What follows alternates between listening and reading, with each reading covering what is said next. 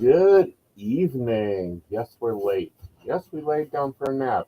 Yes, that day. It was not the best idea for the two of us. No, it was not. But we were tired.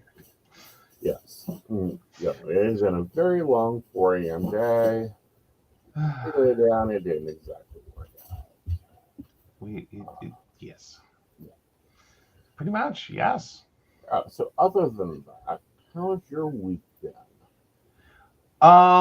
Well, it's been okay. It definitely took some twists and turns on Wednesday. That was the day that just kept reinventing itself. Like bad candy. Pretty much, yeah. Yeah. Pretty much, yeah. Yeah. But now it kept reinventing itself, and it kept changing, and its requirements kept changing, and I was like, okay, we're just gonna roll with this, and yeah. But no, that's been the wildest roller coaster day. Yeah. Like it was, it went through many iterations before it occurred, and then when it occurred, it went through a few iterations as well. Right. So yeah, that's always a fun one when you have days like that. But we're here. It's been an interesting time. Yes. All right. So one of the hello, Miss Brenda. Hello, Shannon. Yes, we slid in. We did make it. We did. Yeah. All right. Why don't you take on the Reddit blackout? I'll be right back. Alrighty. So Reddit's fight with its most powerful users enters new phase as blackout continues. After nearly a week of mass protests on Reddit directed at its management, the company's strategy appears to be simple: power through. That approach was reflected Thursday in a series of media interviews conducted by Reddit CEO and co-founder Steve Huffman. In the interviews, Huffman defended the company's initial decision to charge third parties for data access, a decision that led to the days-long protests involving voluntary blackouts of thousands of forums on the site. Huffman also attributed high-profile blackouts to the petulance of an aggrieved minority and accused some of its most vocal third-party developers of being freeloaders. But Reddit isn't only pushing back rhetorically. The company also appears to be laying the groundwork for ejecting forum moderators committed to continuing the protests, a move that could force open some communities that currently remain closed to the public. In response, some moderators have vowed to put pressure on Reddit's advertisers and investors. The escalations highlight the rift that's emerged between the two most powerful groups on Reddit, the platform's corporate managers and its unpaid volunteer moderators who manage conversations in individual subreddits. And it pits Reddit's corporate interests, particularly ahead of a rumored initial public offering, against users and outside developers who have long argued they create value for the platform's owners. Now, the fate of the protests may hinge on public perceptions of which group better represents the views and interests of Reddit's overall user base, while Reddit increasingly moves to isolate moderators it views as out of line as it seeks to drive a wedge between average users and moderators.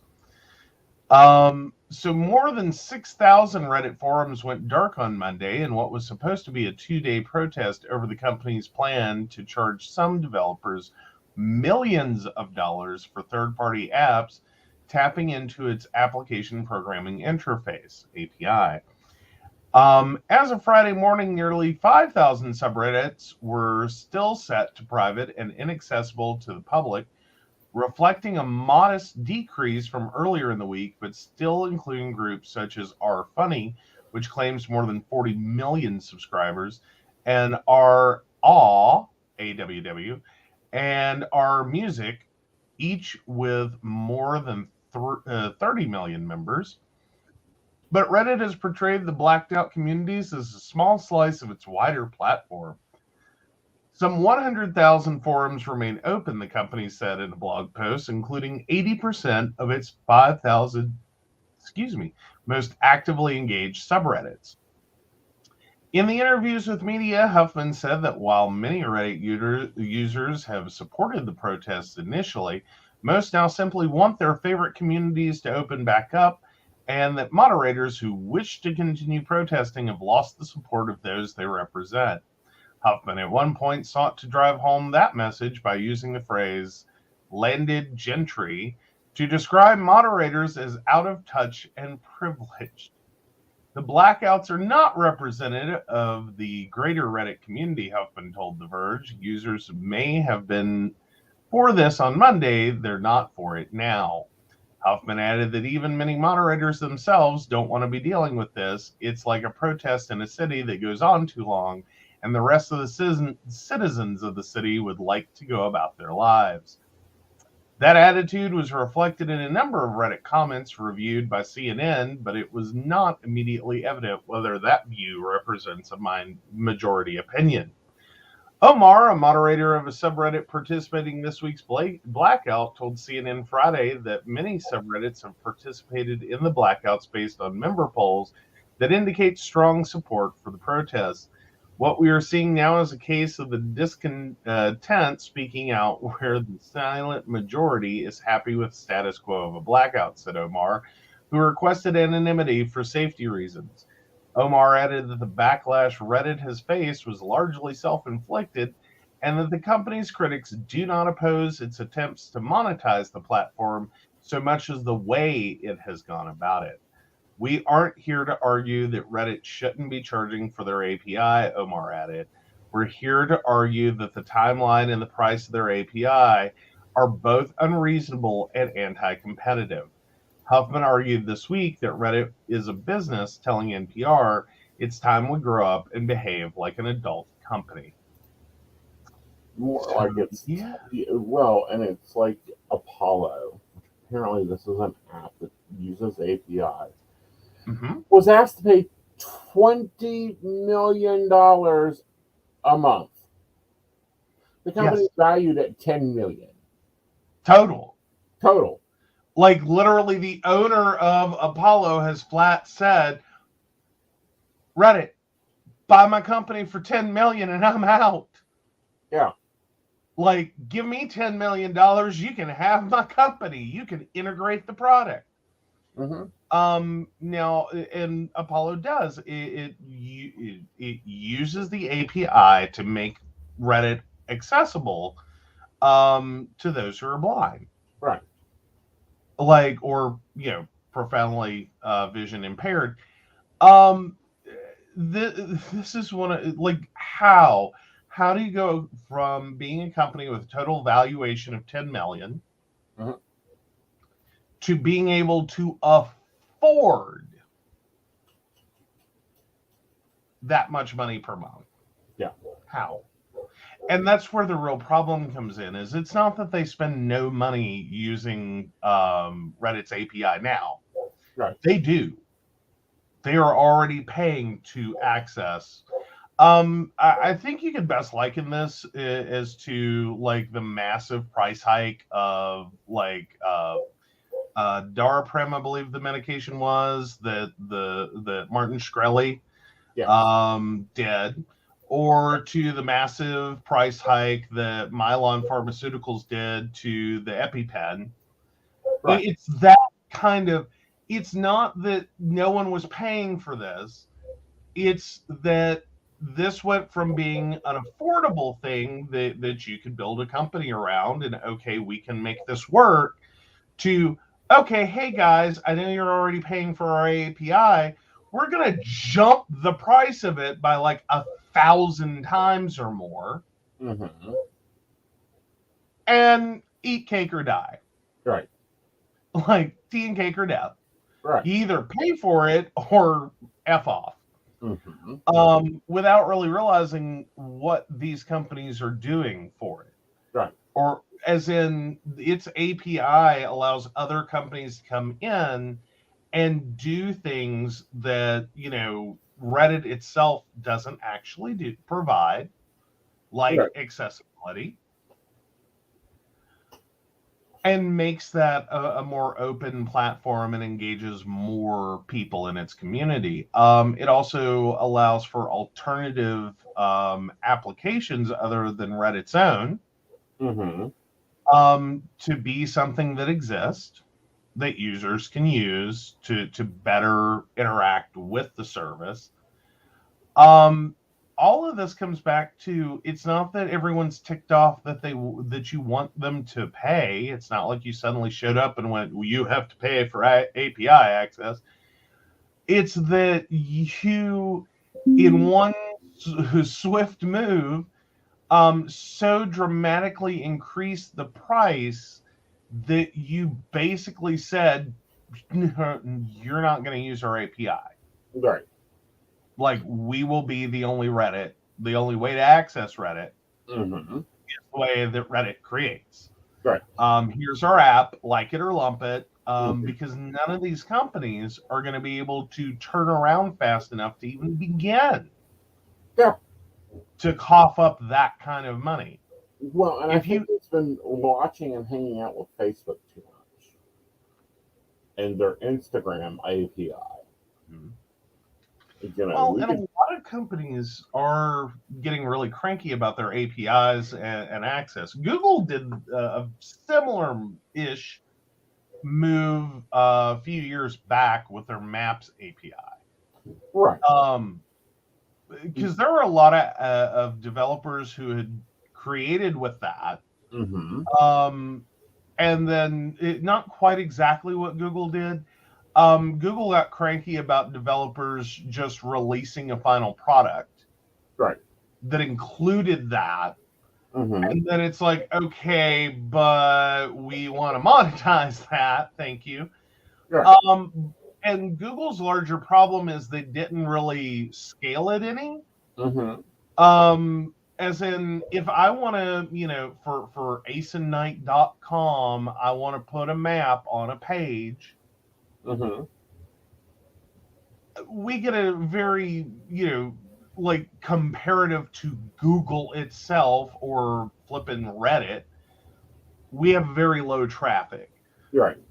But they're going to treat us like we are flipping Google or flipping Reddit or flipping Microsoft.com. Right. Not that Microsoft would use the Google API. But anyhow. You know.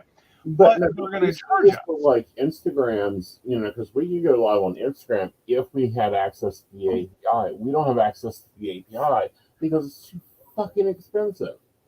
Yeah. Well, or ChatGPT right now is an API. A lot of sites are starting to integrate with ChatGPT. Right. Microsoft has integrated Edge, or Bing, more importantly, with ChatGPT. Right. All this is great in the beginning, and they get a lot of users attached to the service. And meanwhile, we are all little beta minions. Right. And I don't mean that in the alpha, beta, male, like whatever mindset. I mean, we are literal beta testers. Right. Out here finding and helping to develop this through the massive crowd of us. Without the just like Google started years ago as a beta. Right. and lived in beta. Yeah. But we contribute to this project through our interaction with it. Mm-hmm. And then everyone gets upset when it's like, okay, but we helped build that. Right. And we're not against you making money. We're fine with you making money. Mm-hmm. We know that's why you did this, was to make money. Right. What we struggle with is when you become so ubiquitous, right, and you've taken, so to speak, advantage of all this free labor, which totally applies to Reddit, because quite frankly, Reddit runs entirely off free labor. Right. Because people enjoy, moderating these communities. It's something they believe in, or they enjoy what the community does for the community. Right. Or what the subreddit does for a community of people. And so they freely volunteer their time. Right. But there comes a point when it's like, well, wait a second. You're not talking about, okay, let's make money, adequately pay our employees. Okay, some nice CEO bonuses. And, cover the rent and the utilities and the leasing of servers and internet and all this. You're moving into crazy, stupid, insane money. Right. And it's like, well, wait a second. Why am I working for free? Yeah. Because based off the projections of what you're doing, all your moderators should be paid. Right. And could be paid handsomely. Mm-hmm. And that goes back to the bigger issue of Reddit is doing an IPO on the stock market. And they're looking to generate massive amounts of insane revenue to generate even more cash in public offering that in turn goes into an investor's pocket through dividends and, other compensation. Right. So basically, here's this thing that you have a bunch of people working on for free, with a bunch of satellite API accessing advanced features being created. Right. To the company, free might charge their consumers enough to exist, right, or add advertising to help pay for their costs, right. All being told pay more money just so our IPO looks good, and so that we can generate money for a bunch of people who don't even know what you do, right, don't know what Reddit is, right. Just that, well, it's a tech thing, and I'll invest some money in it. Right. And then sit back and collect massive dividends. Right. For the privilege of your free work. Yeah. And you're going to shutter all those advanced features? I know. What? Yeah. Like, because you're not going to get, like, Apollo's not going to be able to cough up $20 million a month. No. Well, he's never for half that. I don't mean that they will never be able to produce $20 million a month. I'm just saying nothing they built for at this exact moment got them to a place in which they have $20 million a month lying around. Right. You ask them for $20 million a month, they go, we regret to inform you, we are no longer able to, pay the fees of Reddit, so we will be shutting down on XYZ day. Right. We really appreciate you using our product. That's what's going to happen. You're going to start seeing that with all of these Reddit API accessing apps and companies. All they can do is say, we're sorry, we're closed. Because nothing in their development got them to the point where they're making that kind of money. Nothing in what their costs were told them to begin trying to get there. This is a case of you've jumped the shark on your price increase. You intentionally want to shutter these businesses. You intentionally want them to go away. So that you have a standalone product. Uh-huh. Mm-hmm. You dominate the market. Right. And the few companies that can cough it up will basically pay for those that left and then some, and that money is going to turn around and go straight into an investor's pocket. Right.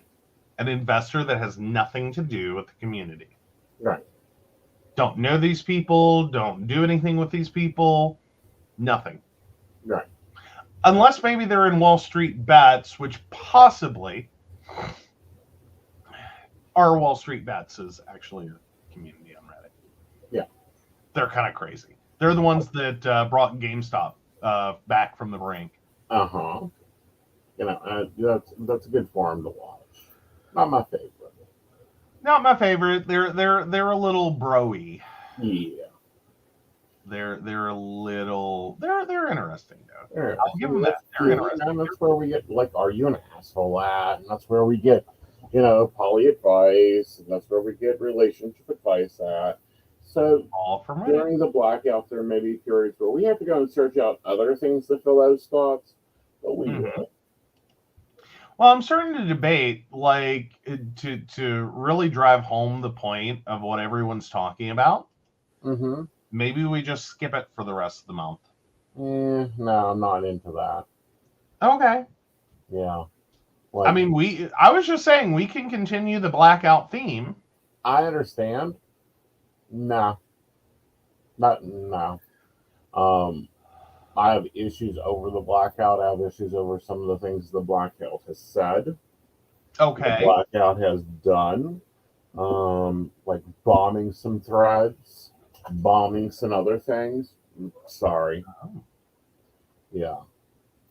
Like, it's a great idea, but how many tools have we seen go by the wayside? There are many. Like, not everyone who accesses that API is going to create a successful business and just, rock on. Right. But there are, opportunities for some of those tools. Like, again, Apollo is a very important tool. Right. But what I'm saying, though, is how many tools have we used in just my business alone that have gone by the wayside, that have tripled in price, that have done this, that, and other. I mean, it's like when we first went from Blog Talk, which was Total Voice, to simulcasting Streamline. We went through 3 services to get one. Right. Though, granted, we went through that very quickly. Well, we did because I'm like, no, like doesn't do what I want it to. Let's move on. Doesn't do what I want it to. Let's move on. Found this. And I'm sure that there are APIs that StreamYard has to pay for. Right. Well, they pay for them all. I know, but what happens to StreamYard if one of those, and I'm not talking doubles its price, triples its price, we're talking like a near 1,000-fold increase. Right. I mean, at what point can a company just absorb an increase? Right. But before it has to increase its end user cost, our cost, right, to a point that we sit there and look back at them and go, dude, well, like, I like StreamYard, but I can't pay $3,000 a month. Right. Well, we've done that with what is it? Hootsuite. It's when I started using Hootsuite for social media marketing, it was like $20, $25, nothing major. Right. It was no big deal. And then, of course, we had like the Instagram price increase. Right. But and that tripled. Right. What Hootsuite suddenly cost. Oh no, more than tripled. Yeah, I went from paying $20 because I was an early adopter to we pay like $157, and I get that. Okay, but that what I don't like, and this is the reason I'm like, nah, is the people that are participating in the blackout are going to the forums of the people that aren't participating in the blackout and starting a war and bombing. Right. And starting wars and starting this on people that are like, nah, I don't know what you're talking about. I don't know how to use that, or we don't use that in this forum. Right. You know, so that's where I'm like, no, I can't back that. If you're going to fight clean. Mm-hmm. Don't be going dirty. Well, but then again, how much of that could just be Reddit Mm-hmm. trying to make the case for everyone else? Because quite frankly, his comments, Mm-hmm. Alfman's comments, are incendiary. Right. And they highly downplay what the company has done. Right. They make it sound like everyone's just mad because they got asked to pay for something. Mm-hmm. And it's like, oh no. No. We ain't mad because you asked people to pay. Right. UA were already paying. They Right. were already paying customers. Right. The problem is you have jumped your fee so high Right. that in turn, Mm-hmm. this has now become like it's completely unsustainable. Like you're gonna decimate Mm-hmm. some of these companies just in the first month Right. of the new fees. Right. And they don't have anywhere near enough time to get that amount of money together to think about having a sustainable business. But Yeah. at the same time, these, example, in one of the ones that we're in, it's the poly one. It got bombarded about all these people, and it's the moderators are going, "What the hell?" And they were all talking about the blackout, and then also starting to attack the forum. Mm-hmm. And it's like, don't start shit in my sandboxes. Right. And it has been a very ugly situation, Right. especially for some of the larger forums. Right. Though then again, our poly has its, or well, our polyamory, if that's the one you're talking about, Mm-hmm. that one already has issues. Right. That's one I won't even post in. Right. I'll go, I'll read, Mm-hmm. You'll I lurk. walk away. Do what now? You'll lurk. I'll lurk. Because quite frankly, that forum has issues. Mm-hmm. And their moderators have been called out multiple times Right. for their behavior. Right. So the forum has some problems. I'm not saying everyone attached to it is bad. I'm just saying that forum has issues. Well, I've posted it, and I don't have a problem. They normally don't have a problem with me. Yeah. Yeah, but it's diverted into a certain situations. Mm-hmm. And then, it's like, really?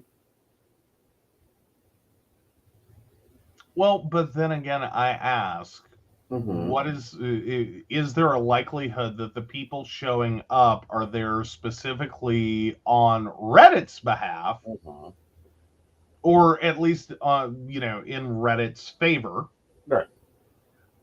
To sow discord and embarrass this, right?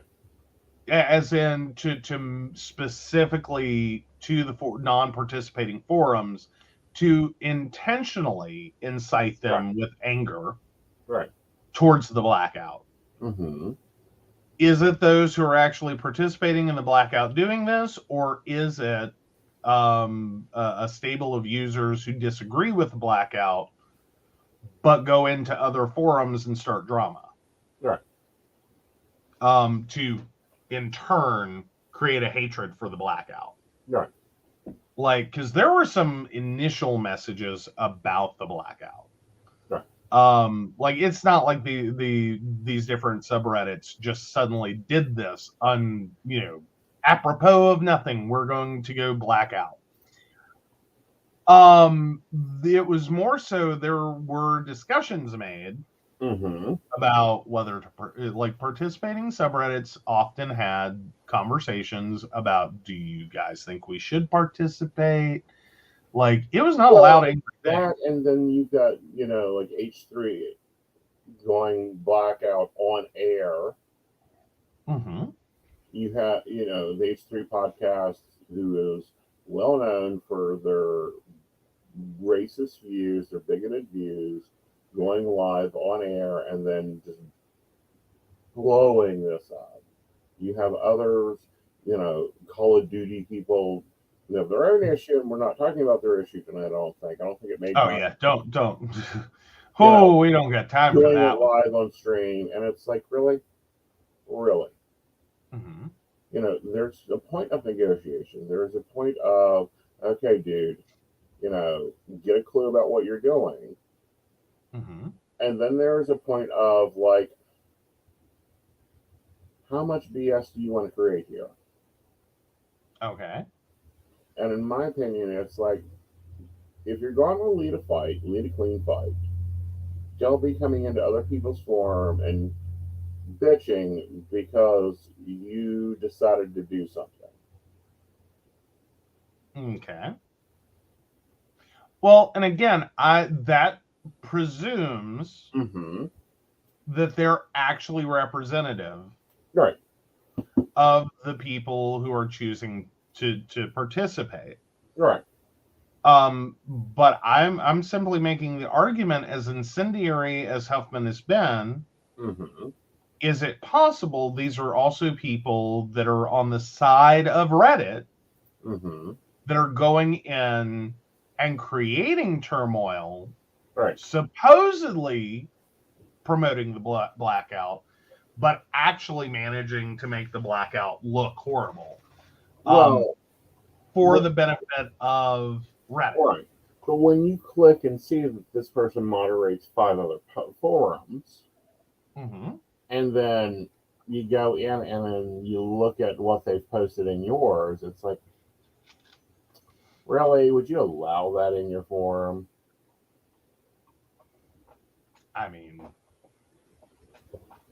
I'm just saying. I know. All right. So let's move on. All righty.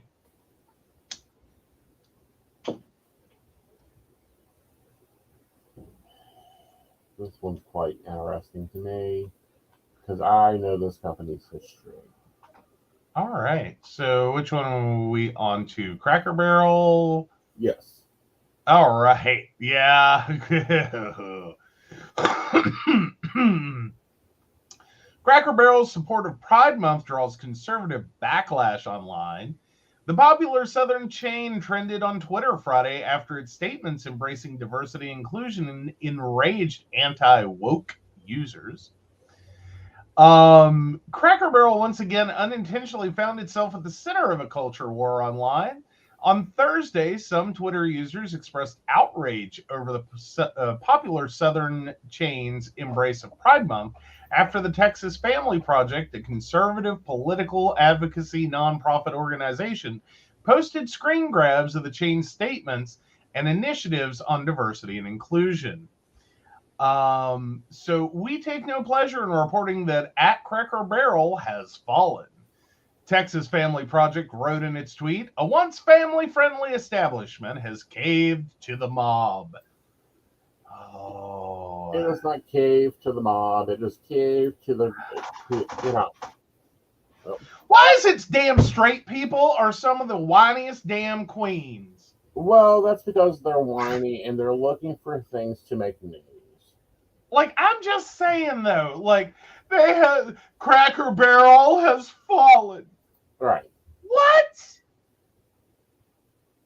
Like, God. You want to call us snowflakes? Good Lord. Well, and this is what I have to say, and I'm sending you a backup article. Okay, so... And yes, Shannon, it's pandering for a month like most companies this time of year. Yes. Yes. Like, you're absolutely right. We know it. We all know it. None of us are advantage. Yes, we do. Yes, we do. So, thanks for your money. You can talk about your diversity and inclusion now. Thank you. Well, and what I do not get is I did not see any post anywhere on Twitter that only $1 has fallen. I've not seen that Walmart has fallen. Disney has fallen. No, they've got Nazis outside their gates. All right. Well, you kept saying Nazi, Nazi, Nazi. Right. It made me think of Disney, Yeah. where literal Nazis are protesting with signs for DeSantis. Yeah. For Meanwhile, 2024. literal Nazis are advocating for DeSantis. Right. Here's your sign, if you needed one. Yeah. That maybe DeSantis has a problem. Yes.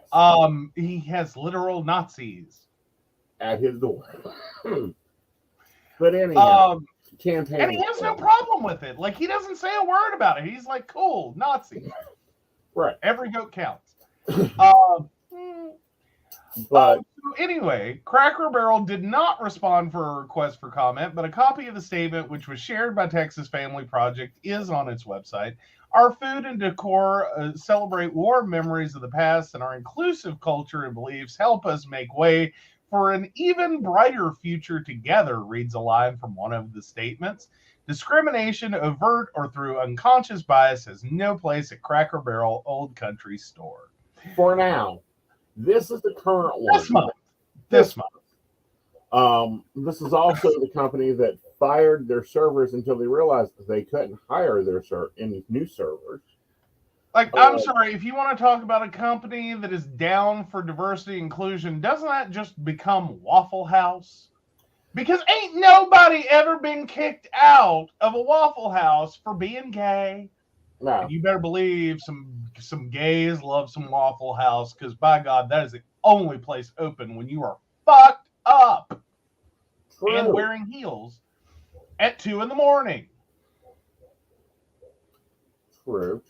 You know, I do love my secondary office where more business gets done at most times than anywhere else. That is an omelet shop, and very, very similar. That's what I'm saying. Like, there are a lot of businesses that have been there. Right. You know what I mean? Like, they're like, fuck it. It's 2 o'clock at a Waffle House. Don't start none, won't be none. All right? Right. And see, Cracker Barrel in itself is fighting for a market share. It has been fighting for market share since 92, when it came out with its controversial fire all gay employees. Yeah. And they discovered that, shit, we ain't got nobody to staff this restaurant. Oh, shit, nobody wants to work overtime. You threw together a restaurant and a Home Goods. And you motherfuckers didn't think you had gays? Like, who the fuck decides to do that but the gays? Exactly. Because Meanwhile, who the hell are you going to get to staff it that are not the gays? Right, because, you know, the gays are the ones that are going to work the double, triple shifts, your crazy shifts, and be, like, perfectly okay with it. Yeah, no. Like, come on, Cracker Barrel. Like, what the hell? Right. Like, I know you're a Southern company, but you can't be that slow. Exactly. Oh, but anyway, Cracker Barrel now has branded rainbow rocking chairs, which was the photo that accompanied the whole thing and started the whole eruption. I figure the anger was. Pardon? Can we talk about this? Random rainbow products no one asked for, yet here it is. Okay. A rocking chair.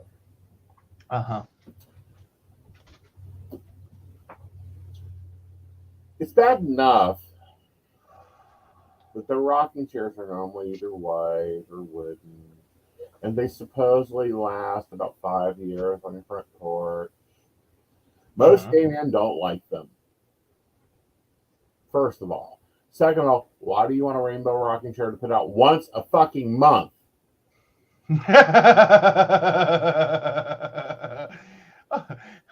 Although then again, Shannon says, oh my God, a rainbow rocking chair that some little girl could have wanted for her unicorn bedroom if they'd chosen to not be butthurt over anything? Yeah. I know, right? We feel bad for the children, we do. Yeah. Because you must always think of the children, as we've been told over and over and over again. Think of the children, you flippin' idiots. Like, think of the children. Right. So, you know, like small children are now crying because their parents won't go to, Cracker Barrel and buy them the rainbow unicorn sparkle chair. Mm-hmm. It is a sad day. Right. But moving on from that, no, I mean, we were not like not as cute as it sounds. It isn't. It's very demure. Yes.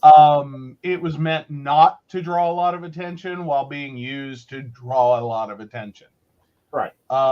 Because, it is what it is. But this whole, I noticed that they're picking ones that are like losing market share, losing price, losing engagement. I mean, what was it, like 6 months ago? Cracker Barrels are closing across the country because they've fallen out of style. They've now added alcoholic. Yeah, it's another thing the millennials killed. Meanwhile, Shannon points out, I'm almost 40 and have never been to Cracker Barrel. See, I think there's a north-south line, and Shannon, you live above it. You're a northerner. If you have made it to almost 40 and never been to a Cracker Barrel, well, actually, I think you're a northerner. Has, because the northern version of that is Country Kitchen. Well, there you go. And if you haven't been to Country Kitchen, I want to see your past address in Columbus, young lady. Exactly, right? But no, I've eaten at so many Cracker Barrels, like, y'all got to be kidding me, like, and it is not in favor with other millennials, or God forbid you get Gen Z and Gen Alpha in one. It's a fucking nightmare. Yes. Because it is basically a retirement home with wait staff and better food. Yeah. But it's a sea of gray hair. It's a sea of gray hair. Right. Even the little tour buses full of all the gray hairs, they pull in and stop. And it is one of the most important parts of the trip, is letting all the seniors off the bus to go to the Cracker Barrel. Like, you want to see some shit start, you tell them they ain't stopping at the Cracker Barrel, shit will go down. Right. And, my problem with it is, the overpriced home decor is fucking ugly. Okay? It is pioneer woman color schemed ugly. Well, Grandma has glaucoma and she needs to be able to find her fucking toaster, okay? And she wants it to be pretty. So, you slap some rhinestones and, the Michigan Bulb Company's color palette on it, and by God, she can find her toaster. Right. I'm just saying. Yeah. Like, that's basically how that works. Right. Oh, Kalika will fight you over Pioneer Woman. You've started drama. There's going to be penis references everywhere now, honey. Do you see what you've done? You see the name of the show, Kalika? You will have to do better. But so she has chosen to ironically like Grandma's kitchen type stuff. Okay. Like, because there is younger generations are now bringing back shit that we hated. We were against, like the whole socks and sandals thing that we were told you just don't ever do this. Now they wear it ironically, and it's cool. I know. I saw that earlier today and just shook my head at this dude. I was like, she wears apron dresses and aprons, knits and crochets. She bakes from scratch more than I do. Aww. And wears her house chair is ugly. Introduce her to Anchor. It's better, lasts longer, and at least fits into all decor. Just saying. No, there's this whole kitschy vibe. And it's just grandma kitsch. Right. Like, we thought, I'm sorry, Gen X and millennials were looking forward to the day that grandma's house kitsch was gonna die. Right. Because none of us are gonna be caught dead with this shit. Especially our friends will beat us to death. Do what now? Oh, please. She was proven to be using Indian child labor to produce that ugly shit. Okay, but Pioneer Woman. I'm just saying there was a whole 2 generations that were like, we aren't going to be caught dead with the shit in our house. Right. We will not own this garbage. Right. And now the generations behind us are like, oh, it's cute. Right. And we're like, what? Like, now you're like, we're getting older. We're like Gen X and Gen Z, millennials are getting older. We're still like, a few years out of grandma kitsch. Right. That we're going to avoid. And now we're finding out that our children and grandchildren are coming up being like, oh, I wanted you to have ironic shit. Yeah. Like, this whole minimalism thing is garbage. And we're like, hi, we are saving you untold hours throwing this crap away. Right. Like, no one needs that. No one needs that. No one needs that. Oh, dear sweet Jesus. Bridezilla wants her whole kitchen in Pioneer Woman, teal, and flowers. Honey, I will make an exception on my holy water moratorium. You send her 20 gallons. She needs to dunk a witch. Okay. Like just keep dunking her till she comes up and says, at least, I think I want to do my entire kitchen in,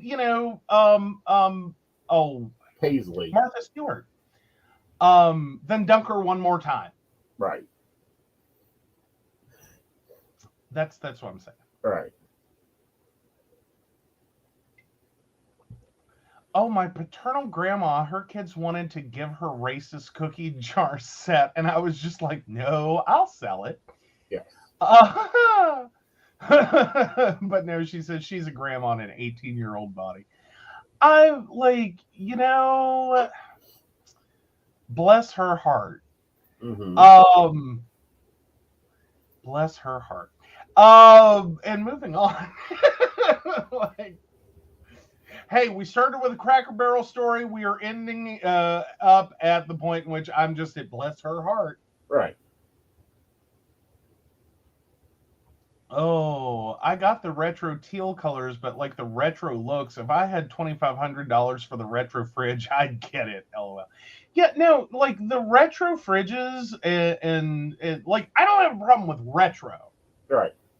Like, you want to go for the whole 1950s stove with the 1950s refrigerator, and you want to, like, figure out how to disguise a microwave and a dishwasher in that, and go for a retro kitchen color palette and design, I'm down with. When you want to fucking create those stupid goddamn toilet paper covers and like, that grandma made and knitted and did the whole bullshit, and it was some baby doll that with a big floofy dress, and under it is your spare toilet roll. Oh, please don't traumatize me anymore. See, but here's Pioneer Woman isn't retro. It is far from retro. Your grandmother wouldn't have owned it. She would have shot it. I don't know. She may have been happy to be able to find her skillet. Like, can't lose it. Can't lose it. Right. But no, I wouldn't mind having a 1950s fridge. Because there's ones out there that are still working that you can actually store shit in and find it. This is true. Oh, Shannon says, oh boy, I got a microwave for you. Oh, we'll have to go look at that. Right. And Brenda's like, oh, I grew up with those doll covers and fluffy toilet seat covers. Oh, God, please. Have we not killed the toilet seat cover yet? Please. Those nasty biotical crap. Oh, yeah. My mama would have loved it, but she also had those flowers threw up all over the bedroom style. Jesus Christ. And the potpourri, let's not forget the potpourri. Every damn project has potpourri in it. Well, of course, you've got to hide the smell of the... never mind. All right. of the decay of a human body. Maybe. That's what old people smell is. It's decay of a human body. It starts in our 30s and continues till we die. Uh-huh. And mothballs. Yes, LOL, just a dish it out of it out like candy. Yes. Yes. Like I wanna know who the hell started that idea. That we're just gonna put candy dishes full of potpourri on everything and let people figure out, is it candy or potpourri? Candy or potpourri? Both, because they've mixed it, because they fucking have dementia. All True. right. So our nemesis is now starting to take some heat. Oh, which story is this? That's the last one I posted. The BMI matrix has caused historical harm, American Medical Association says. Oh, Lord, here we go. I'm going to have fun with this. The body mass index metric has caused historical harm, including racist exclusion, according to a new report by the American Medical Association Council on Science and Public Health. Why it matters. Doctors have long relied on BMI to measure obesity, but it is an imperfect measurement that does not directly assess body fat, the nation's largest medical association said this week. Driving the news, BMI is measured by dividing a person's weight in kilograms or pounds by the square of height in meters or feet. Cutoffs for BMI, which range from underweight to obese, were created based on data collected from non-Hispanic white populations and do not take into account gender or ethnicity, according to the report. Body fat, quote, does not account for differences across race, ethnic groups, sexes, genders, and age span, the AMA said. Be smart, at the same BMI, women tend to have more body fat than men, and older people have more body fat than younger adults, per the CDC. What they're saying is it's important for physicians to understand the benefits and limitations of using BMI in clinical settings to determine the best care for their patients. Dr. Jack Resnick Jr., the AMA's immediate past president, said in a statement. Relative body shape and composition heterogeneity across race and ethnic groups, sexes, genders, and age span is essential to consider when applying BMI as a measure of adiposity, the AMA said.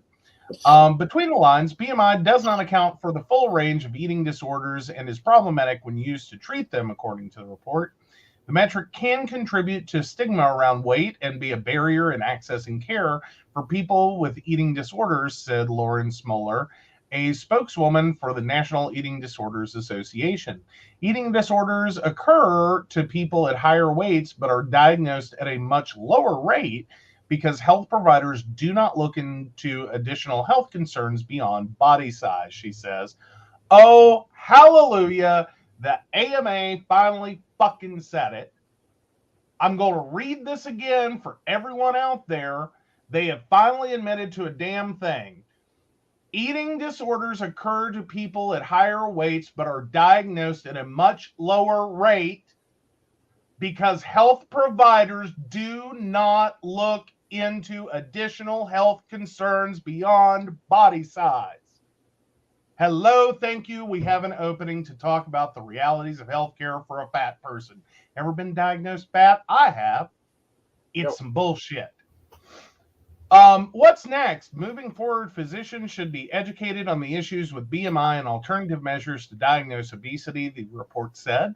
The new policy suggests that BMI could be used in conjunction with a host of other measures in clinical settings, such as visceral fat, body adiposity index, body composition, relative fat mass, waist circumference, and genetic or metabolic factors. Oh, so there we go. Hopefully BMI will die.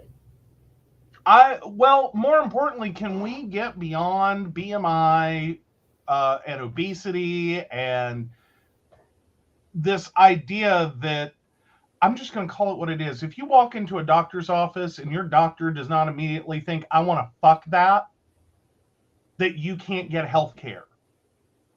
because that's where we're at. That's the real truth behind this story. Is we're at a point in this country that trying to get health care, if you're unfuckable to your healthcare provider, you can't do it. Right.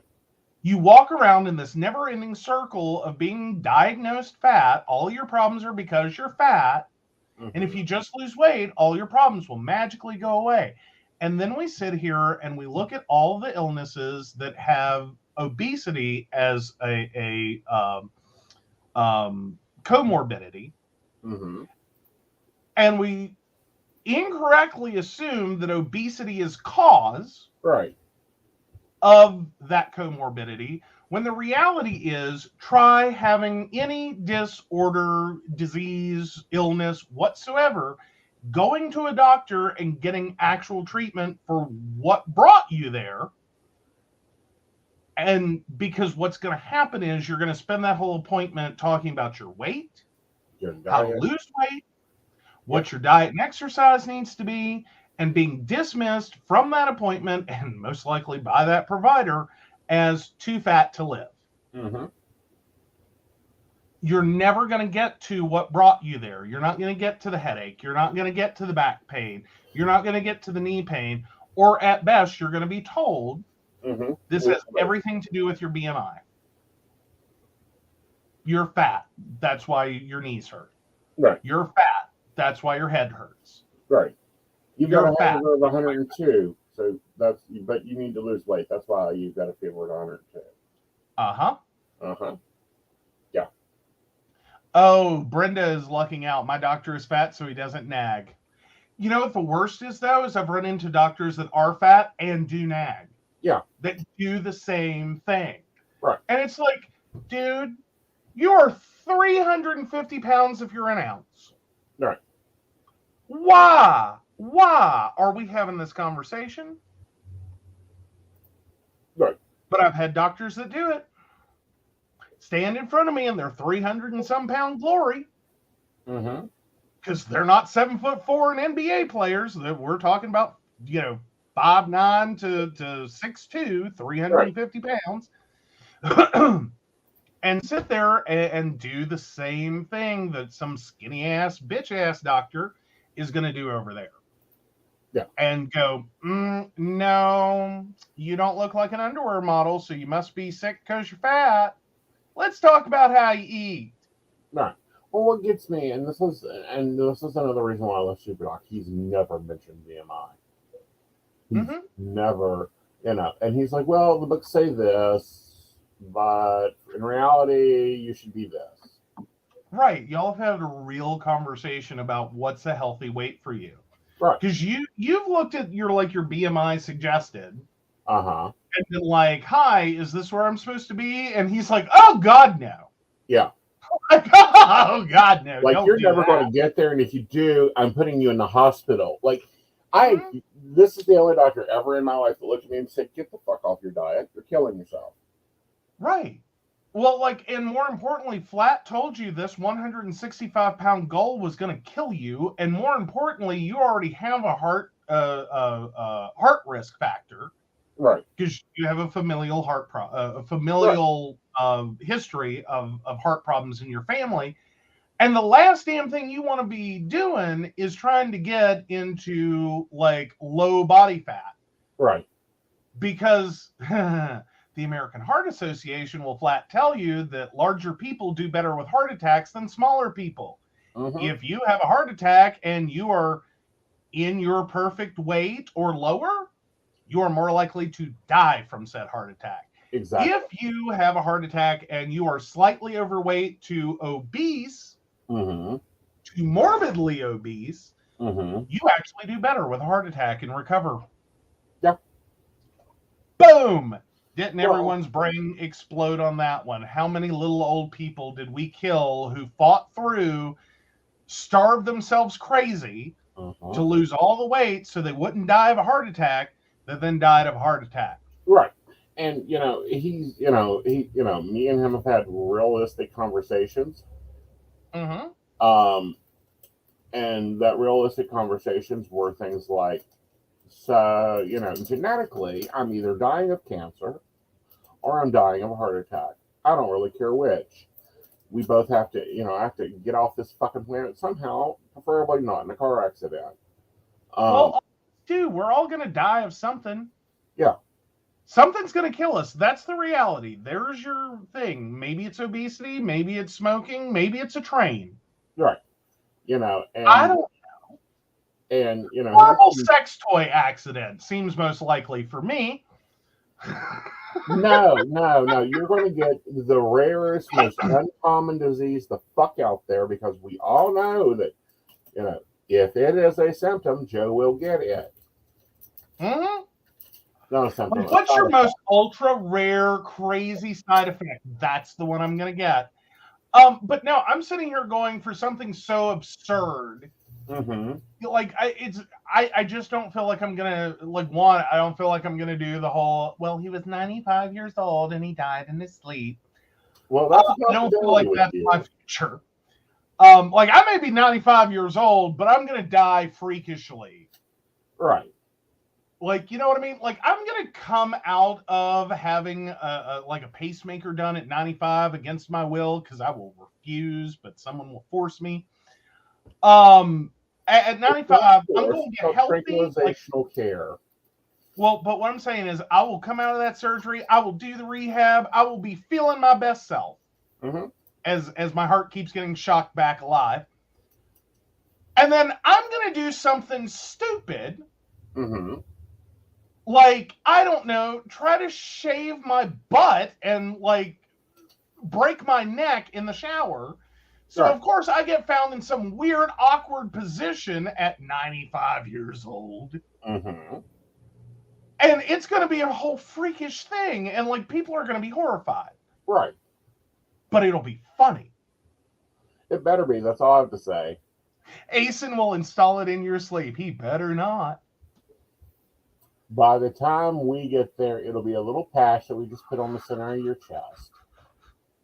And again, I say, if I'm 95 years old and my heart wants to stop, let it. Well, there's always an electric cord somewhere around and a couple of metal spoons and a set of rubber gloves. No big deal. We can just... No.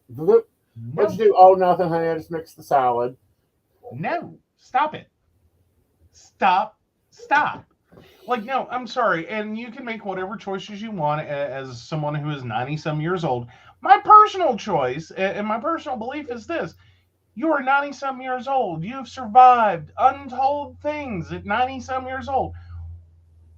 If your heart's trying to stop, maybe it's time to leave. Mm-hmm. Bridge day at 100 is Brenda's plan. Uh-huh.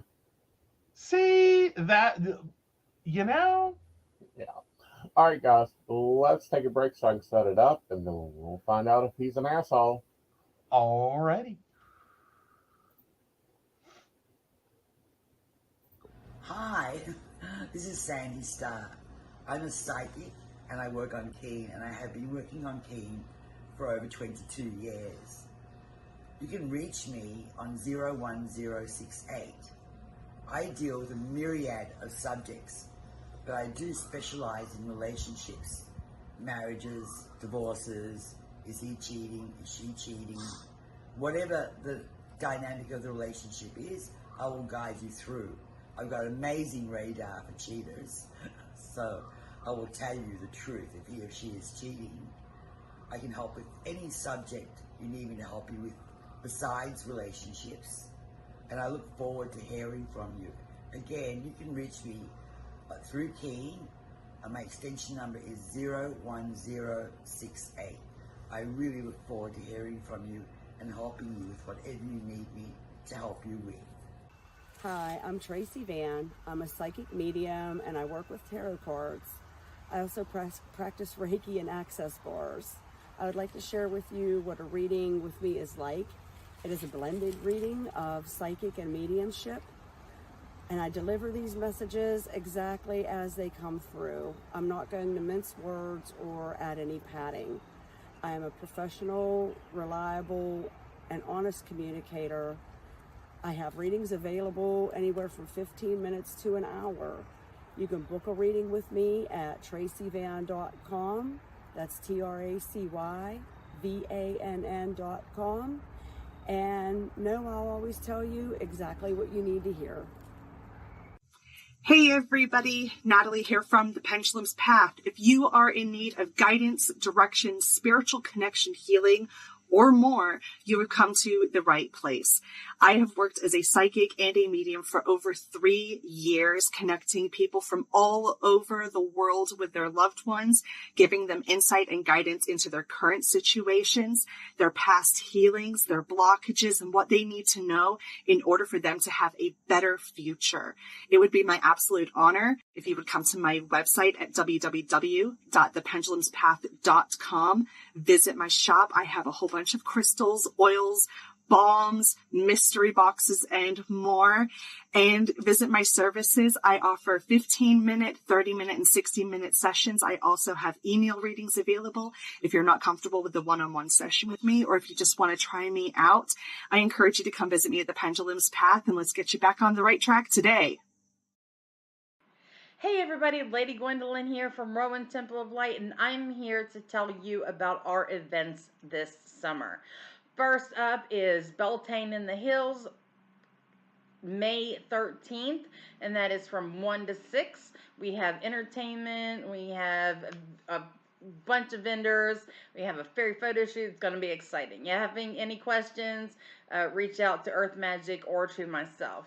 After that, we have Central West Virginia Pagan Pride, August 19th. That's at Holly Gray Park from 11 to 5 for the day. And we will have Sarah Masters coming down from Pittsburgh to be our keynote speaker. We have some great classes for that.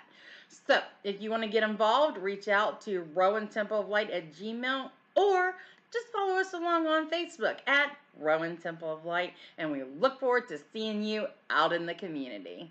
See you there. All right. Right. So let's go then. Are you the asshole? All right. Am I the asshole for not letting my sister use the family property for her upcoming wedding? I am 25. My sister is 29. Also have a younger sister, 8. When I was 14, my mom sent me to live with her parents. Her excuse was that they needed me to help out. I believe she just didn't want to deal with a growing male teen. My grandparents owned an amazing property in the mountains that has an amazing view. We also have some horses and other critters. They were also quite wealthy as well. They both passed 4 years ago, a month apart. They gave me the property because, quote, I would appreciate and respect it more, while my mom and sisters got money and other assets, overall valued more than the property. In the past 4 years, I turned part of the property into a venue for mainly weddings. Grandparents knew of this idea and thought it was a good one. We are busy and usually booked about 8 months out. My sister got engaged 1.5 years ago and said she wanted to get married at the property. I said yes, just let me know the date as soon as possible so I can make sure it is booked. I never got a date. I followed up several times and kept asking her, and she would brush me off. 2 weeks ago, I got the wedding invitation stating the property is the location and the date, which is in September of this year. I immediately called her to say that we have booked for that date and can't accommodate her. Well, now her, my mom, other family, her partner's family, as well as other flying monkeys have been blowing up on me.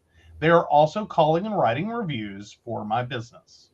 I asked them to stop and call my sister, telling her that literally all she had to do was tell me when she knew her date so I could block it and I would take care of everything else. She went off on how I am ruining her day. It is our family's property. How she already sent out the invitations and couldn't go back now. I should just tell the other couple to cancel. They have been on the books for over a year now, and I actually like them. Family is more important.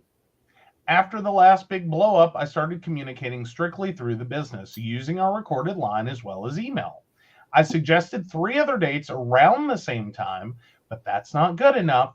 I'm being resentful and an asshole.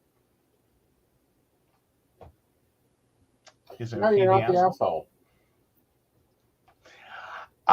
This is a fun one. I like, because there are people that would think on both sides of this is like, hi, you run a business. Like, this isn't just a family property. Right. And I think this is where the sister's still like glitching at. Is this isn't just a family property, and It's as a not a side family property. hustle, right? As a side hustle, you let some people use the property for their weddings. Right. You know, you make a few extra bucks here and there. This is an actual legitimate part of this property's business. Like, this is an addendum business to the operation of this property. I don't think the sister's processing that at all. Right. Is, you know what I mean? It is like, this is the difference between someone has a really big house and lets people sleep over and maybe charges a few bucks, and someone legitimately running a bed and breakfast. Right. Like, huge difference. Right. Huge difference. Occasionally opening up your home, occasionally opening up your property for, you know, someone to use it for a thing, is one thing. That's being called being kind, being generous. Even if you take some money for it, you're not actually running it as a business. Right. Versus, no, this is a legit fucking business. Right. Like, we have a calendar, we book dates, we are booked for months, sometimes even years in advance, because there's that much competition for this space. Right. And that's what's happening here. And literally, and just as OP said, literally all I asked you for was, as soon as you know what date you want to do this, tell me. Right. Then I tried to ask you multiple times, and you still didn't tell me. And you waited till you sent your flippin' invitations. That be the way I found out what date it is. Quite frankly, I don't think that OP necessarily needed to say one word to their sister. Right. Like, you can't communicate to me about the date. Right. And I find out in a wedding invitation, I don't think I have to communicate to you to let you know, oh, that's not happening. Right. There's another couple booked here. But not for the fact of all the chaos and carnage that would have occurred had they shown up expecting that date to be available, because, you know, they chose it randomly and didn't tell anyone. Right. But it's their family property, so your brother's going to do whatever. Right. And then encountered the other couple trying to do the same thing. Right. Yeah. I don't know how you get that through, because I think this is one of those, some people that, like, there's two types of people in the world. Right. And some people are one and some people are the other. Right. Or all this makes logical sense for one and all of it makes logical sense for the other, and they don't agree. Right. Well, and see, here's the thing. It's not the family property. They did not leave this to the family. Right. They left this to him. He didn't get a say in what the sister spent her money on. And the other thing is, did she pay a deposit? Is she paying to make sure that everything is taken care of? Is she paying event insurance like most brides do? Of course not. She's handling this crappily and not meeting the venue terms. And this is what I kind of go off on, is like friends and family that just think that, oh, you know, you read cards, I'm going to call you up and have a conversation. Fine, call 1-800 ASKING extension 4041. Whatever it is. Whatever. Yeah. And they're like, what do you mean? And I'm like, or you can book an appointment. Yeah. Here's my website. Go book an appointment. But he wants to charge me money. Yeah. Yes. Like, I'm not your random, esoteric friend who shows up with her crystals and their, cards and goes, oh my God, let's do a reading. Right. Because we've seen that. There are people who do that. And that's totally cool. That's awesome. Yeah. Have an esoteric friend. Do that. Right. It's awesome. You'll love it. But like, that don't pay the bills. Like, what part of this is a business? Yeah. Did you not understand? Exactly. Is where that comes back to. And I've had it happen as well. Like, I tell you what, it's this weird thing. And this is actually a thing in my family. And one of my sisters has a really good comment about it. She handles money. She is technically at this point in her life. Well, she started out as a benefits analyst. Now she is an accountant. Like, by profession, by like testing and all that. She's an accountant. But she started out as a business analyst, and way back as far as then, she got sincerely pissed at every time someone heard that she was a benefits analyst. They would start talking about their benefits.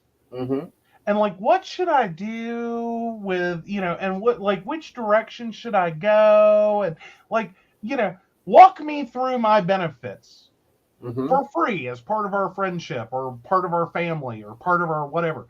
And she's like, I get paid for this shit. Right. Like, my private rate is $150 an hour. You want to talk about your benefits, open your checkbook and start writing, $150 at least. Right. Because, and quite frankly, this is going to take more than an hour. Right.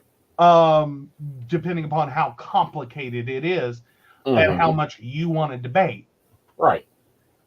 She's like, and I believe in that. Right. I'm totally there with that. Like, I'm not calling my sister for free advice, and never have about any of my benefits. I figured it out on my own. But the number of people that expect just because that's what you do, and they know you, or they're related to you, you'll just do it for free, or you'll just accommodate me in some insane way. Right. Because we're friends or we're related. And it's like, I have a business. Right. Like, are you crazy? Right. Like, I have a business. This is what pays my bills. This is what feeds me. Right. You want me to take 40 hours out of my week to sit here and do shit for you? Right. Oh, motherfucker, no. Right. Like, I will occasionally volunteer my time of my own desire. Right. I will occasionally see someone post something on, Facebook and go, I've got some time. Right. I'll throw them a bone. And like, hi, I know what this is, and here you go. Like, quick, simple fix. Right. Now, if that works for you, that's great, and I'm glad I helped. I did not agree to adopt this and put 40 hours of my life into it. Right. Like, I'm not in never-ending spring of free. Right. I just chose to be helpful. Very much so. And, it occurs all the time. So, dude, not the asshole, but polls up. You guys can vote. It's a Ron Aeson night. YouTube. Alrighty then. Let's go into poly advice. And this one, is one we've dealt with. Yes. So, meta moving in, looking for friendly advice. Hey, everyone. Just to clarify on the title, I'm looking for positive advice only. No, don't do it. It didn't work out for me, and here's why. Or this is how it could go. Or could go bad. I think all kinds of stories have been told about the ways this could go, but that's not why I'm here, and would appreciate it if it could be kept to legitimate advice and suggestions. Thank you. Oh, and they have to preface that much, it makes me worry. My Meta is moving in. We are all incredibly excited to have them join our home. For some context, I reside in a home with my husband and girlfriend already. A living situation we have been all three together in for the last 4 years. My husband has a lovely partner that we are all very close with and invited them to live with us towards the end of the year. This makes sense for all of us socially, emotionally, and financially. And to top it off, I'm just excited about it. I see a ton of positive changes coming from this, but would be naive if I believe this wouldn't change our home structure in any way. Basically, why I'm here is because I'd love to hear your advice. What are things we can do to make this transition as smooth as possible for all of us? Ways you think we can have a cohesive cohabitation, and just general advice on the situation itself. Thanks. You go first, since you were the meta moving in.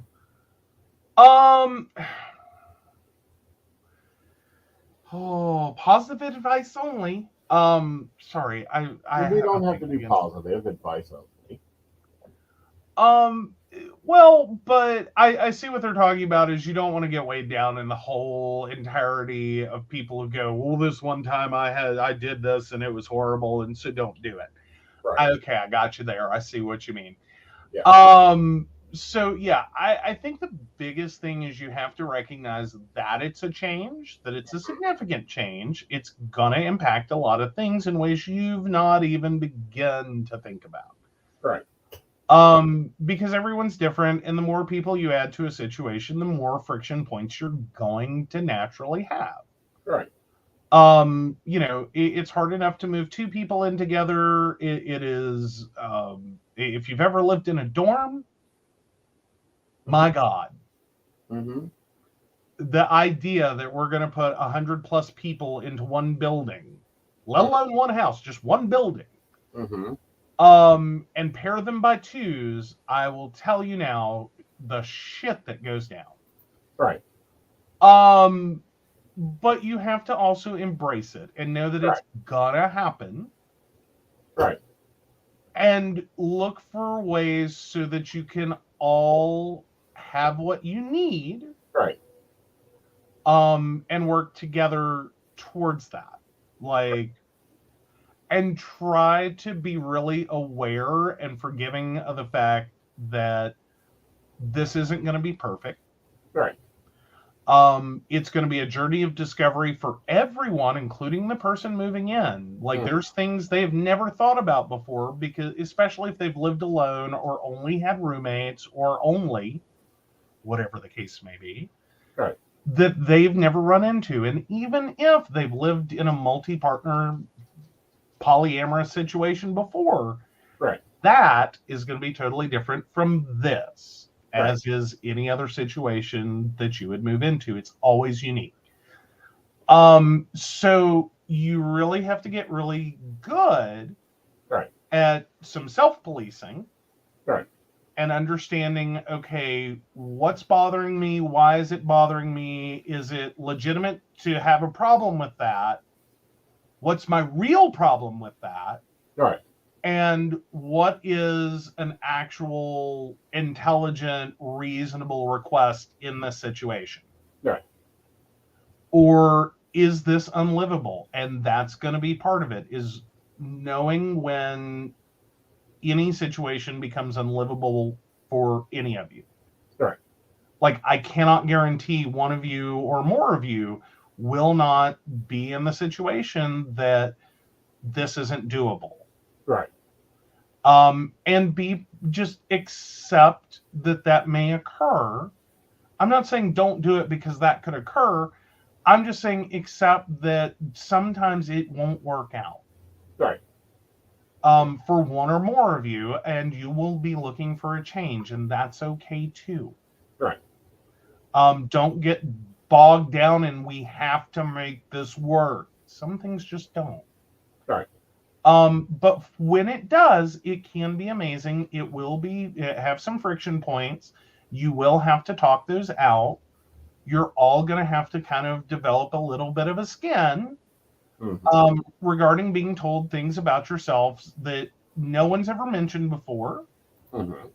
that aren't a problem for anyone else, Mm-hmm. that are a problem in this situation. Right. And that's okay. Like, Right. it's not about criticizing someone for how they live. Mm-hmm. And that's probably the most important thing, is you're not never, ever, ever in this criticizing how someone lives. Mm-hmm. You are focusing specifically on Mm-hmm. why it's a problem for you, Mm-hmm. and working with them. Mm-hmm. Don't dictate, but work with them to figure out ways to make it work with both of you. Exactly. My tips are kind of weird, but they're kind of essential. One, I think there needs to be some extended stays. Like, Yeah, or it's we have always nice to have an yeah. extended stay. Mm-hmm. 2 house meetings. Anyone should have the power to call a house meeting and discuss an issue, from why we're not cooking in the cast iron for the next 3 days because somebody put it into the dishwasher. Yes. Wasn't me. No, it wasn't you. Wasn't you. I know better.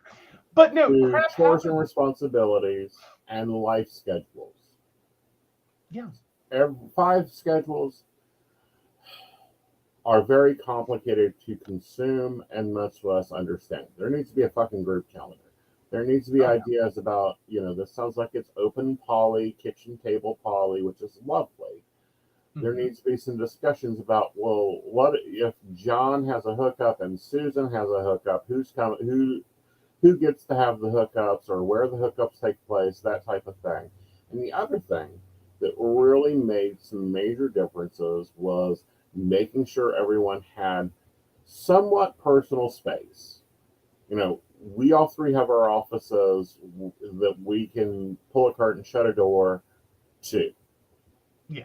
And I think that's probably something that, if there were one big thing that I could wave a magic wand. And again, this is me, and may not apply to this situation for them at all. I would personally choose never exceed the number of bedrooms with the number of partners. Right. As in, and especially in group living situations, and this comes from being a college student as well, and living in dorms and having other people. I'm a real big believer in everyone needs their own private space that they can retreat to, that has a lockable door, that they can expect being left alone in. Right. I would also suggest at least 2 bathrooms in any house that has more than 1 people. Yes. At least 2 bathrooms. Like those are the 2 things I would wave a fucking magic wand today. Like, hand me a magic wand. I will wave it if I can throw a second bedroom, or a second bathroom, and at least 1 more bedroom onto this house. Just bippity boppity bam. Okay. Those are the 2 things. Because we're having to use some of our space as offices, which ate a bedroom. Right. And it doesn't necessarily have to be a bedroom. We're getting ready to fix part of our situation, which is like, we keep trying to get there, but then life happens, and like this improvement project doesn't occur. But like to get me the lockable door. Right. Because I don't know what it is about that. Just having the ability to like close a door, lock it, and be like, I'm in here, go away. Right. Not that I want to live like that. Like, I'm not a hermit. I just like that ability to be like, no, mine. This is mine. This is it. Like, if I choose you're not going to be in here, you're not going to be in here. Like, just the ability, the knowledge I can makes me a happier person. Right. Because that was the biggest change for me from like the co-suites that we had in college, like the standard dorm room setup where you have at least one more person in that room, your roommate. Right. And moving into at UNCG, the residence hall was Tower Village. Mm-hmm. And it was a 4-person suite, Mm-hmm. but all of us had our own individual bedroom. We just shared the commons. Right. So one common bathroom, one common shower, one common sink area, one common kitchen, one common living room, shared between 4 people. Mm-hmm. And it was a tiny bedroom, God knows. But just that ability to walk in that room, turn the lock on the door, and be like, nope, mine, totally mine. Right. I don't have to. Right. Was all I ever needed. Mm-hmm. Because that was the one thing I kept having issues with in the standard dorm rooms. Was that inability to be like, no, I want to be alone right now. Right. Like, I don't want to have to look at you. I don't want to have to talk to you. I don't want to have to hear your television. I don't want to have to hear you having sex with whomever. I don't want to hear you, pleasuring yourself. I don't want to deal with the sounds of Mech Warrior or whatever the hell that stupid game in 2000 was with the little paintable figurines and all this shit. Because I had a roommate, Marcus, I will call his ass out, who, oh my God, I was so close to violence with him. Right. Like, y'all don't even know. But because he basically got kicked out of school, and the short version was, I think he went through this period of I'm untouchable. And like whatever, like he was having a weird like reaction to adulthood. Right. And he just totally dropped into gaming, quit going to classes, was up all night and slept all day.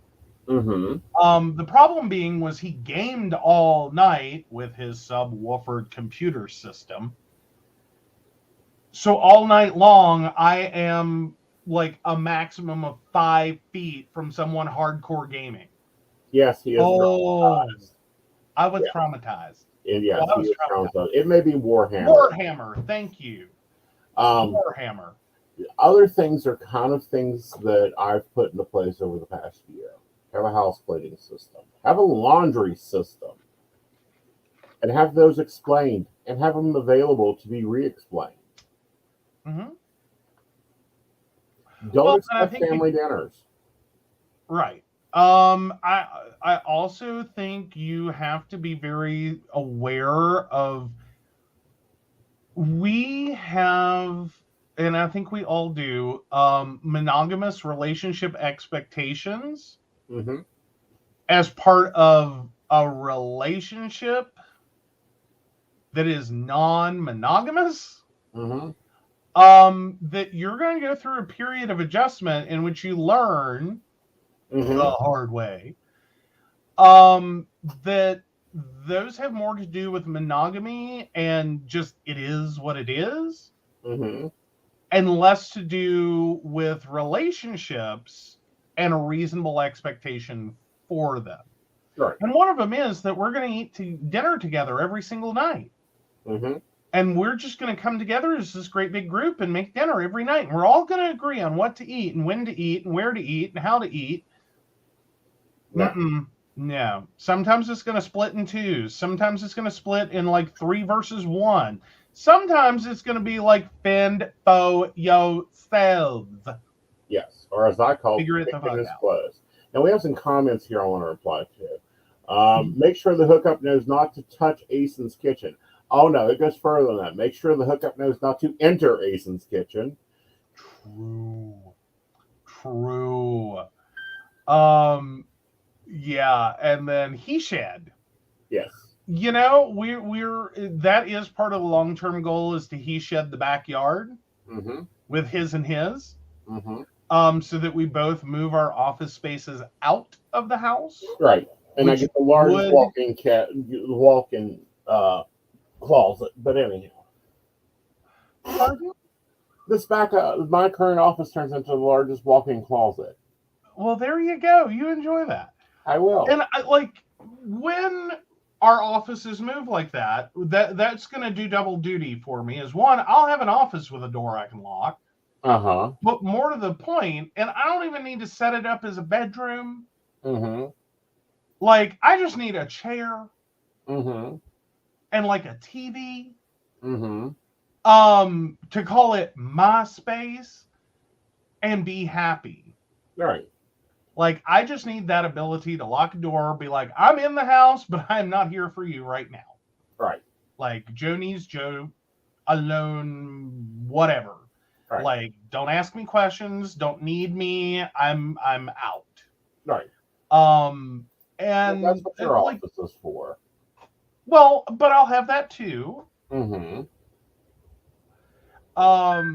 Yeah, Aeson probably needs a whole spare room as a closet. No, actually, not right now. No, actually, he doesn't. That's been kind of a new thing, though. Right. Like, honey, you had every closet in this house taken over at one point. I accused you of being the reincarnation of my grandmother and Imelda Marcos at the same time. Well, because I thought my grandmother had to be the reincarnation of Imelda Marcos, but then I found out that age-wise it wouldn't work. Right. Because God knows that woman had enough shoes. Jesus, Mary, and Joseph, did my grandmother have enough shoes? Right. Like, she never found a shoe she didn't like. Like, I swear to God, she equated going to a shoe store with going to being any other white woman going to a pound. Right. Like, they must all come home with me. They're neglected on these shelves. Right. Like, In the Arms of the Angel played in every store this woman ever went to. Right. Is what I'm saying. But no, when I'm like, originally though, you had, yes, you do. You have enough shoes. No, I don't. You have to say the words. You never have enough shoes. You have enough shoes. No, I don't. Like, I will guarantee. No, you have enough. There's a few pairs of shoes that I need, and there's a few pairs of shoes that I want. But no, I don't have enough shoes. Well, true, and that actually is true for him. He's not a shoe whore as much as he is like he used to be. Now he has thinned down immensely the clothing that was in this house, because he had stuff that it's like, I don't know, like, you had like clothing separation anxiety. Like, I'm never gonna find it again. It's like, honey, it doesn't fit anymore. It's 20 years old. It doesn't fit. It needs repair. Throw it the fuck out and move on. Well, not like that, but I had, for 2 years, I had 2 closets. And at one time, I had 3 closets. Yes. That's what I'm saying. Every closet in this house had you in it. No, I had 3 closets for a point in time. Because I had, I had a work Aeson closet, the drag closets. I'm assuming it was 2. No, one was probably all wigs and shoes. Forget putting but no, my clothing went At the worst was the townhouse in Columbus. I had CEO, what I called court uniform. I had house clothes. And then I had going out clothes. And those were 3 different closets. I'm sorry, I'm thinking of a point in my life in which that was 3 different outfits. For me. Like, I had a corporate outfit. I had a corporate outfit. I had going out clothes. I had look good, but, whatever, situational, like a suit, basically. Right. That wasn't really corporate, but was for any event that I needed to look really good. And then everything else was just t-shirts and shorts. And shorts. And that was it. And it wasn't a lot of those. Well, the corporate closet had 14 suits in it. With different dress, with matching dress, like full suit. Yeah. This is, for me, it is a full outfit when I buy clothes. Right. Yeah, he doesn't just buy pants. Oh, no. The pants start a look for a jacket, that starts to look for a shirt, that starts to look for a tie, that starts to look for shoes and socks and a belt and a handbag and a tie and You're right. But anyway, so that was the corporate closet. It took up the master bedroom closet just because of the fuck it. I needed clothes. No. Then I had the going out clothes because there are clothes that you wear when you go out of the house. Mhm. There are clothes that you need to look good when you go out. There are clothes you need to go to a policeman's ball that you would be surprised that you cannot wear corporate clothes to because it's not that type of dress. Right. And then I had what I called the house clothes. It's just like the jeans and the t-shirts and the I can run to Walmart clothes. Yes, outfits, Joe. Complete outfits, says Brenda. Uh-huh. Yes. No. See, I don't even care, Gen Z and Gen Alpha would fucking love me if they knew the shit I wore in my youth. Okay? Now, socks and sandals being beat out of me, of course, because it was the 90s and everyone beat it out of you. Like, all of your friends, like, you only got to do it, like, twice, and then your friends, like, tried to murder you. Right. That's the history. Right. And that occurred. Right. But other than that, everything else, I wore it together. I didn't care. Right. Like, it's clothing. My body is covered. Most of it's t-shirts and shorts. How can I go wrong? Right. You can, by the way. I know this now, but still didn't care. Mm-hmm. I had I don't know, 3 pairs of shoes. Like, at one point, seriously, in college, I was down to 3 pairs of shoes. 2 of them were sandals. One of them was an actual shoe. Mm-hmm. That was it. Mm-hmm. I had a corporate outfit for those few times I actually had to look decent at work. Mm-hmm. Because I had a really great office set up and no one gave a shit because it was a college campus. And yeah, they all look dumpy, but they work really hard. Uh-huh. At least for the guys. I worked in an office completely loaded with women. They all had nice outfits and looked great all the time. I could sit there at a desk and look dumpy. I'm just the one that controls their life. Okay? Right. And yours. Let me tell you now, front office reception is fun for that. Mm-hmm. That's the person that controls your life. You think it's this person over here with all the power and the titles and the doctorates and all that shit. It is on some underpaid, underprivileged, poor little college student sitting at a desk that can lose your file, that can schedule you for the worst time you have ever known, that can refuse or forget to call you back, that can do all kinds of things. Yeah. But, and then, in nursing, I lived in fucking uniforms for 4 years. Mm-hmm. That's why I hate white tennis shoes. I hate white clothes. He really does. He hates white tennis shoes. Yeah. No, I'm not buying those. Even when he has them, he abuses the hell out of them, and they are not white. No. They are grass stained, mud covered, anything but white. Right. So, and I don't think I've owned white shoes. Have I owned white tennis shoes? Yes, you used to have an old pair that you cut the grass in and wore everywhere. Right, but I'm would not clean them, and God help you the day I tried. Mm-hmm. I'm like, what the fuck are you doing? You're ruining them. But anyhow, so I got, lived in uniforms for fucking forever, and me and someone else, I love, because I came out of the nursing area where everyone was color coded. You either were white or blue or maroon, and I told you what department you were in. Mm-hmm.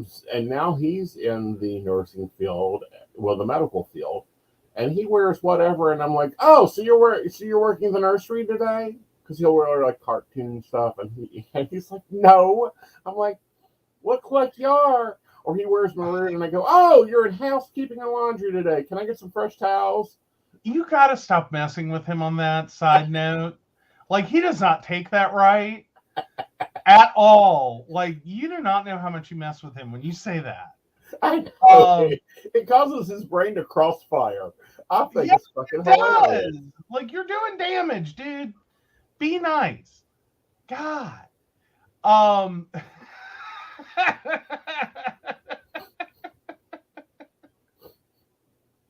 Oh, Shannon says he sees my shoe collection and screams, "How do you only have 3 pairs of shoes?" And I'll accuse him of sounding like my husband. Yeah. Like, and the other thing that got you when we got together was, I'm sorry, I was eyeball deep in caregiving, okay, and had been for a while. Like, my standards had dropped to, I'm wearing clothes, they're sort of clean, I've had a shower this week, okay? That's the level of caregiving I was at when we met, and officially got together. So the first time he saw the bathroom, and he's like, "Where's all your stuff? Like, do you need to make a Walmart run?" And it's like, "No, it's all there, like, you know." And he's like, "You seriously use 4-in-1? Like, this is it. Body, face, ass, hair, all of it. This is what you use." And I'm like, "Yes, it's efficient." And he's like, "Oh God, no. We must get you product." Like, because seriously, at this point, I had given up on, like, I had cologne, but it was not a daily occurrence. It was like, I'm going to something important. Like, I had the same little tiny bottle, like one of those little gifter boxes I found on clearance at Walgreens. Bottle of cologne for like 5 years. Yes, we had to fix that. Yeah. Like, but that's where I was at in my life. I had been caregiving for so long. I had cut out all the extras. Right. Like, you know, in, out, and done. Yeah. Now, granted, you did your shopping for me a decade ahead, so you got some really nice clothes for me. But that's about it. Yeah. He got really excited and took over my closet there for a while. I was like, "Oh, this looks great for me. Oh, this looks great for me." Right, because you're like, that don't fit, that don't fit, that don't fit, that don't fit. I don't like that. I don't like that. I'm like, are you nuts? This looks amazing. Well, most of the stuff you were picking through, though, was like my old corporate. Yeah. Like, not that there was a whole lot of it, but like, was my old corporate. Like, this was my business casual, business professional, one of the two. Right. Like closeto stuff plus the suit of hideousness. Let's not talk about that. I don't know. At this point, I'm ready to negotiate how much it's going to cost to burn it. Yeah, well, because not only are you going to have to get the permit to burn. Oh, well, no, we're no longer permitted. We just have to call and tell them we are going to be burning. Yes. So, okay, you don't have to get a burn permit, but you may have to involve the EPA because God only knows what it's made out of. Well, I know. And then I've got to go back. Like, it might be an asbestos suit. I don't know. Yeah. But again, it's terrible. It is a terrible suit with a terrible shirt to go with the terrible suit. And I'm like, who talked you into this? But it looks great. It's 20 years old. It looks great. On the hanger. Yes. But, I mean, it's in great shape is what I'm saying. Yes. It looks great. Like, it won't die. That's what I'm saying. You may have to contact the EPA. It could be made of asbestos. That's a possibility. Time has not harmed it. No, because you're talking to someone that had black suits and suits in every damn color except that one. That had matching shirts and matching ties and matching socks and matching. Because I'm a matchy. That's like the key cornerstone to my capsule wardrobe right now. Is everything matches. Looks great equals indestructible. Yes, that's a qualifier for me. It looks great. It's in it. I mean, this is the equivalent of like an Edsel, okay? Like, I recognize it has all the design problems of an Edsel. Right. In a suit. But this is like a museum kept Edsel, all right? Like, nothing is destroying it. Nothing. Right. All the way Time. down to the color is an Edsel color. But anyhow, it hasn't been took to the tailor. It has not been made fit for you. Yes, it has. It got tailored. It may have got tailored. It didn't get tailored that good. I was 380 pounds at the time. Again, it didn't get taken into back to give you that perfect V. That's because I didn't have a V shape at the time. Right. I was shaped like the fucking apple from the Fruit of the Loom commercials. Right. But no, since then I've moved to, well, what was it, about a month ago I went to capsule wardrobe. Mm-hmm. Mm-hmm. And I'm really liking capsule. Yep. I'm more than 33 items, but I live in a climate that has fucking 4 seasons. And 12 more in between. Mm-hmm. So, but no, I moved over to capsule wardrobe. You guys will notice that Tuesdays is army brown and Fridays is black. So it is what it is. I like the color coded days. It's easy. It's easy to put my clothes up. You know. I'm sorry, Brenda messaged me. Uh-huh. She's not wrong. She messaged me privately, so I won't share. But yes, you're not wrong. Yeah. Anyhow, and most bad suits can be fixed with rhinestones. Unfortunately, this one would look like it came off of, I don't know. What is that country singer? Well, if you threw rhinestones on it, it would basically look like the shit emoji, but with rhinestones. Exactly. Glamour shit emoji. I feel like we need to take a break, go get the suit, and show it. No, we're not. I have other things to do. I would be here too long debating the quality of the stitching in the suit. Anyhow. Yes. Notice I'm a bitch when it comes to suit buying. Mm-hmm. Mm-hmm. All right. So, but no, other meta advice. Clean out the closets. Yes. Except that as you move someone in, you have to move stuff out. Yes. Like, and this can be a particularly hard sticking point for people that have way too much stuff. Right. Because, and I'm not calling them hoarders, I'm really not, but it is easy to end up hoarding stuff. Right. When you have space for stuff.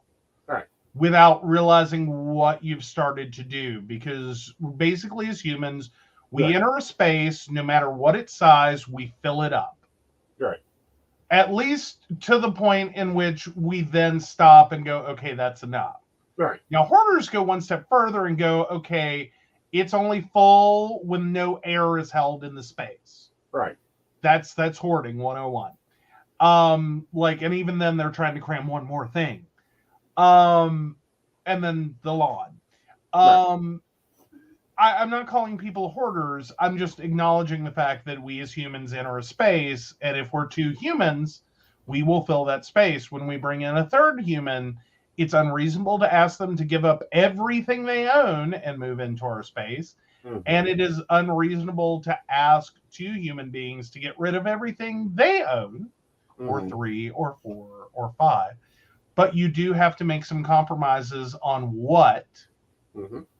can actually go here and be conducive to a happy, healthy, stable life. Right. Because otherwise you turn into an episode of hoarders. Exactly. And, stuff gets crowded and annoying and, stuck into totes that don't need to be used. But anyhow. All right. So let's end this poll and see if you're the asshole this week. And no, you are not the asshole this week by 100%. Yes.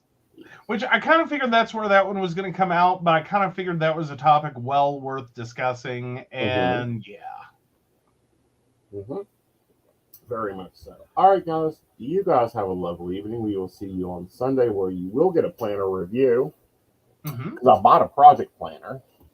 You did. You found all kinds of stuff today. I did. But no, I was at only $1 or Dollar Tree or whatever, and they have the Happy Planner dupe. / Martha Stewart dupe. So I grabbed it, and we're going to take a look at it. And see if it's usable, who it's usable for, all that. We are also going to be moving, I'm going to try another goal system because Moxie Life's great, but they don't have the planner I need for it. We're going to try the HB90 system and talk about some of its points that are different. Cool. Yep. So look forward to seeing you guys at 8 o'clock on Sunday. This is not the only video that goes at 7 on Psychic the Plans is the monthly setup video. So we've got some different things to talk about. So we'll see you at 8. And with that, guys, you guys have a great night. And we will flip this over to you, Joe. All right. So, of course, we want to thank Beverly Walker, Mika G, Kathy, Mary Winfield, Brenda, Shannon C, Shannon D, Lady Gwendolyn, Charles Shaw, Tracy Van, Caitlin Bell, and Devin. If you'd like to learn more about us, the show, or how you too can become a Patreon sponsor and receive all the wonderful benefits our baristas receive, please visit us at pcspnetwork.com. Good night. Good night.